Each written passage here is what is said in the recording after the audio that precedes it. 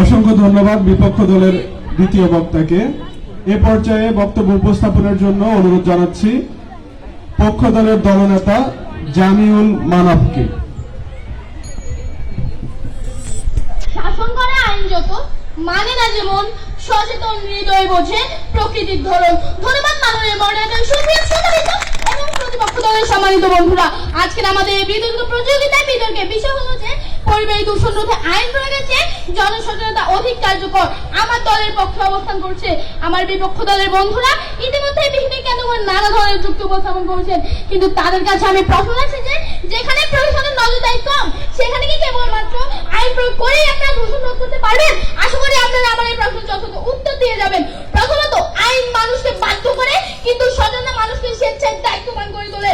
যদি কেবল আইন দ্বারাই সব সমস্যার সমাধান করা যেত তবে কেবল আইন প্রয়োগ করলে পরিবেশ দূষণ বন্ধ হয়ে যেত, কিন্তু বাস্তবতা কি বলে? বাস্তবতা বলে আইন যত কঠোর হবে মানুষ তত আইন ভাঙার চেষ্টা করবে, আইন মানার নয়। পক্ষান্তরে একজন মানুষ যদি সচেতন হয় তবে সে নিজ থেকে পরিবেশ রক্ষার দায়িত্ব নেবে। দ্বিতীয়ত, আপনি দেশের প্রতিটি গ্রাম শহর কিংবা কলকারখানায় আইন প্রয়োগকারী কর্মকর্তা নিয়োগ করতে পারবেন না, কিন্তু প্রতিটি মানুষ যদি সচেতন হয় তবে তার নিজ থেকে পরিবেশ দূষণ রোধে ভূমিকা রাখবে। তৃতীয়ত, আইন কার্যকর করার সময় সীমাবদ্ধ, কিন্তু সচেতন মানুষের মধ্যে সরকার ধরে বাস করতে পারে।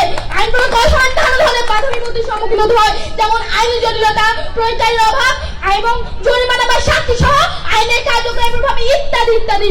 কিন্তু সচেতন মানুষের মনের মধ্যে স্থায়ীভাবে গেঁথে যায় এবং এতে কোন প্রকার বাহ্যিক শক্তি প্রয়োগের প্রয়োজন পড়ে না। জনগণের সচেতনতা তাদের অভ্যাসে স্থায়ী পরিবর্তন এনে দেয়। আমাদের প্রতিপক্ষ বলতে চাইছে যে আইন ছাড়া নাকি পরিবেশ দূষণ রোধ করা সম্ভব নয়, কিন্তু আমরা বলছি যে আইন প্রয়োজন, তবে এটি একমাত্র সমাধান নয়। আইনের পাশাপাশি যদি একজন মানুষ সচেতন না হয় তাহলে সেই আইন দিয়ে কিছুই হবে না।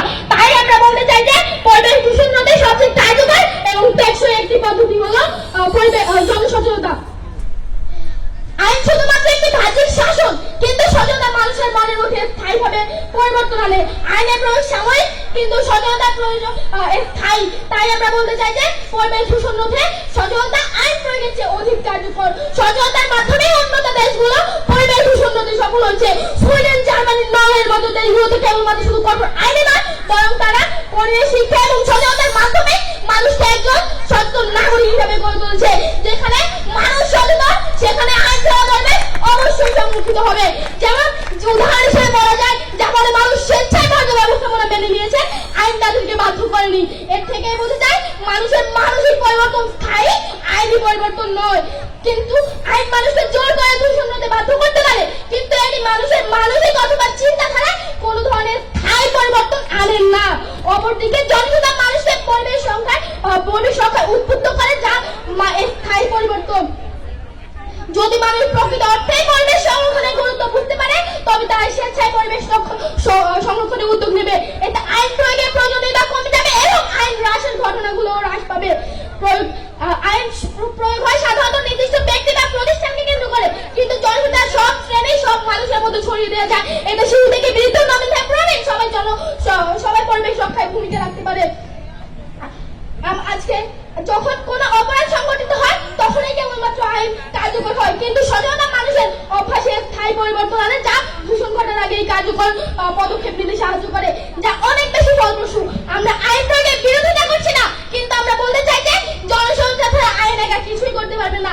আইন মানুষকে ভয় দেখে সাময়িকভাবে পরিবর্তন আনতে পারে, কিন্তু স্থায়ী সমাধান তো তখনই আসবে যখন মানুষ সচেতন হবে এবং জনসচেতনতার সৃষ্টি বেড়ে উঠবে। আজকের আমাদের এই বিতর্কে আমাদের অসায় প্রমাণ করতে চাইলে আমাদের প্রতিপক্ষকে প্রমাণ করতে হবে যে জনসচেতন ছাড়া শুধুমাত্র আইন প্রয়োগের মাধ্যমেই তারা পরিবেশ দূষণ রোধ করতে পারে। আশা করছি তারা এটি যথাযথ যুক্তির মাধ্যমে ব্যাখ্যা করবেন। ধন্যবাদ। অত্যন্ত চমৎকার ভাবে তার যুক্তিতর্ক উপস্থাপনের জন্য পক্ষ দলের দলনেতাকে ধন্যবাদ জানাচ্ছি।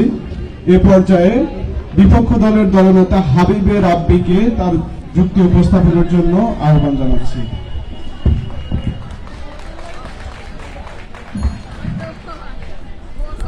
ধন্যবাদ মাননীয় মডারেটর আমাকে কিছু বলার সুযোগ করে দেওয়ার জন্য। উপস্থিত সকলকে জানাচ্ছি আন্তরিক শুভেচ্ছা এবং অভিনন্দন। বিতর্ক চলছে, বিতর্কের বিষয় নির্ধারণ করা হয়েছে পরিবেশ রক্ষায় আইন প্রয়োগের চেয়ে সচেতনতা অধিক প্রয়োজনীয়। অত যুক্তিসঙ্গত কারণে আমি এবং আমার দল এই বিপক্ষে অবস্থান করছি। মানে মডারেটর, সর্বপ্রথম শুরু করতে চাই প্রতিপক্ষ দলের যুক্তি খণ্ডনের মাধ্যমে। প্রতিপক্ষ দলের দ্বিতীয় বক্তা বলেছেন, আমাদের মন নাকি